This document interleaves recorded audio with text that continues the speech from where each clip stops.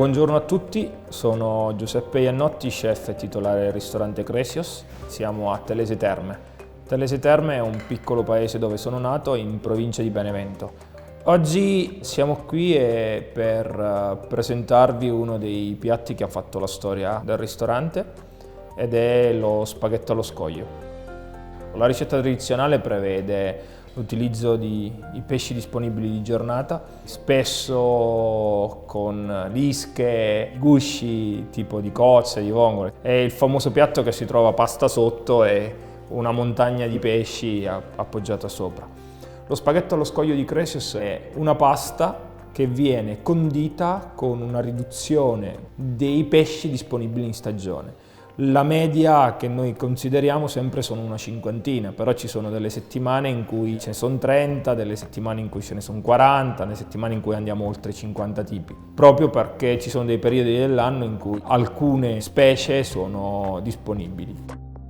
Ha l'obiettivo di focalizzarsi nel gusto e risolvere quelli che sono i problemi della ricetta tradizionale, ovvero avere lische, avere gusci che in qualche modo danno fastidio nella preparazione, soprattutto anche nel mangiarlo. Al Cresios si ha un atteggiamento corale, ovvero nessuno ha un ruolo ben definito, quindi l'obiettivo che abbiamo è quello di partecipare tutti come se fosse un caos organizzato alla realizzazione delle ricette. Ora qui insieme a Eugenio e a tutti i ragazzi siamo a pulire i pesci disponibili di questa mattina. All'interno della selezione abbiamo le mazzancolle, le canocchie, pescatrice, scampo, gambero rosso, seppia, calamaro, vongole, taratufi, fasolari, cozze, la spigola, la granseola. Questi sono alcuni di quelli che abbiamo qui davanti. Per i pesci dotati di branchie, come la pescatrice, come la spigola, come l'orata, andremo a squamarli, a togliere gli occhi, a togliere il sangue che dopo aver tolto l'interiore si trova sotto la lisca, quindi andremo a grattare in modo tale che questo sangue possa venire fuori. Questo lo facciamo prevalentemente per evitare di apportare gusto amaro alla preparazione, perché l'obiettivo finale dello spaghetto allo scoglio è avere un'esplosione di mare in bocca. Andiamo a pulire i bivalvi, andiamo in qualche modo a togliere l'eventuale sabbia. Puliamo i crostacei. Pulire i crostacei significa togliere solo l'intestino, poi in funzione di quello che andiamo a fare li utilizziamo con il guscio o con la testa. È fondamentale avere una buona quantità di gambero rosso, perché è quello che poi, grazie a un paio di estrazioni consecutive, è quello che ci darà il colore della nostra salsa, perché tanti restano incantati quando vedono il colore del piatto finito, ed è quella proprio l'estrazione del corallo che è all'interno della testa dei gamberi. Puliamo la seppia, il calamaro e il totano. Come per gli altri, l'obiettivo è quello di togliere gli occhi, la bocca e l'interiora.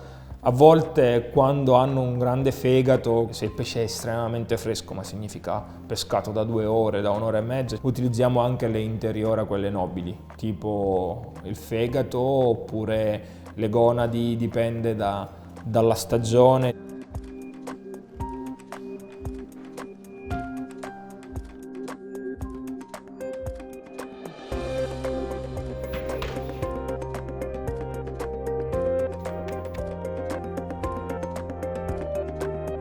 Questo è l'ultimo scorfano, stacchiamo la testa e poi da qui andiamo in laboratorio. Ci spostiamo in quello che è il laboratorio, dove oltre a fare ricerca e sviluppo oggi ci occupiamo di preparare lo scoglio e tutte le preparazioni di base. Tutti i pesci, una volta puliti, verranno tostati in una pentola grande. Aglio e olio lo tostiamo nocciola, quindi lo giriamo all'interno del nostro rondò e andiamo ad aggiungere i pesci con un ordine Questo è quello che io faccio normalmente e con un bilanciamento in termini di gusto. Ognuno di noi deve conoscere cosa apporta ogni ingrediente, cosa apportano le canocchie, cosa apportano i molluschi, cosa apportano i bivalvi, e questo bilanciamento fa sì che poi, in considerazione della riduzione che andiamo a fare, che cosa tu vuoi far prevalere. L'obiettivo è quello di non far prevalere nulla, quindi avere una sorta di sinfonia del mare.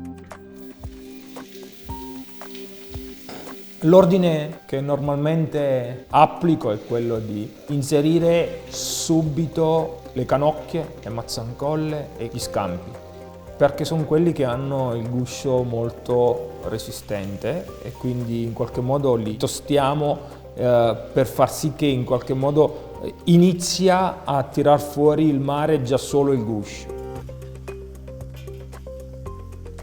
Una volta aggiunti questi mettiamo tutta la parte delle conchiglie, quindi tartufi, fasolari, vongole, le cozze. Dopo di questo mettiamo tutti gli altri pesci. I pesci che andiamo ad aggiungere servono in qualche modo a proteggerli dal calore diretto e quindi iniziarli a tostare girando piano piano tutti i pesci che sono all'interno della salsa.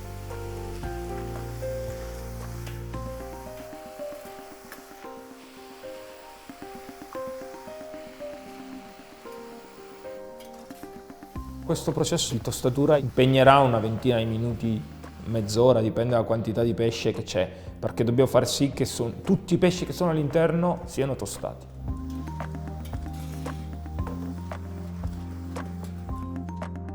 Una volta che abbiamo tostato, aggiungiamo il ghiaccio.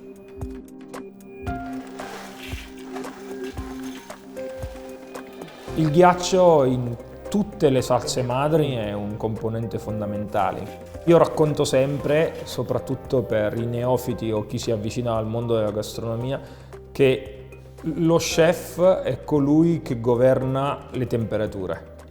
La temperatura è il nostro strumento di controllo. Per fare un grande brodo devi partire con acqua fredda e un pezzo di carne piuttosto che un pezzo di pesce con le verdure fredde, perché non essendoci una chiusura data dal calore, la temperatura inizia a estrarre il gusto e lo apporta al brodo.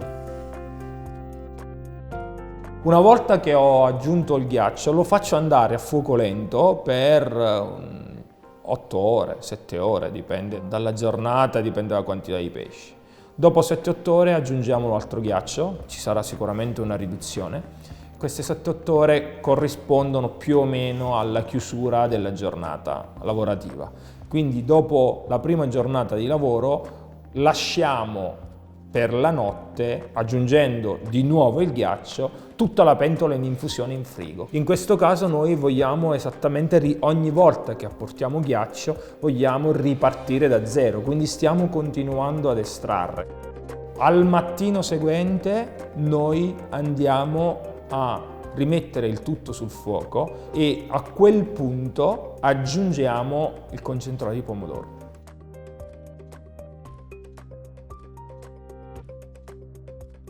Questa preparazione prevede un'altre 8-10 ore di cottura.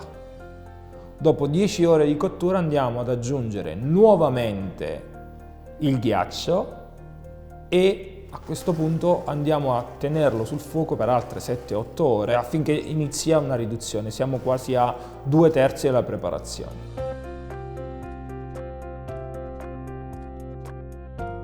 Tutto quello che è le fibre, le lische, oramai il pesce è irriconoscibile, non riesci quasi più a distinguere il gambero rispetto a quello che è il totano. I pesci con le lische non li riconosci più, puoi trovare qualche lisca, puoi trovare qualche boccone, ma non si è disfatto tutto, quindi quello è indice che stiamo lavorando bene in estrazione. A questo punto noi andiamo a filtrare il mosto. Una volta che abbiamo filtrato tutto, il nostro mosto viene ridotto della metà.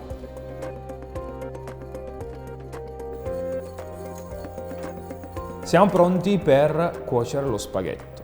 Acqua che bolle, L'acqua è un'acqua quasi priva di sali minerali. Immergiamo gli spaghetti per 1 minuto e mezzo, un paio di minuti.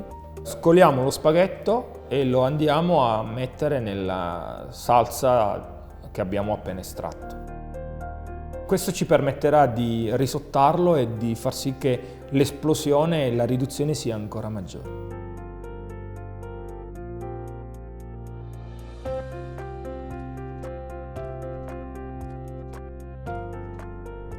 Eccolo qui. Lo spaghetto allo scoglio di Cresios è la sintesi del mare, è tradizione ma al tempo stesso grande innovazione. Il lavoro fatto in estrazione per noi è concentrazione del gusto e il modello da sempre applicato a tutte le preparazioni che abbiamo. La quantità normalmente che ne serviamo è una quantità di 30 grammi, 40 grammi. Una quantità maggiore potrebbe addirittura risultare sgradevole, perché la potenza di sapore che siamo riusciti a estrarre è davvero massimo. Un saluto da Giuseppe Iannotti, grazie, a presto.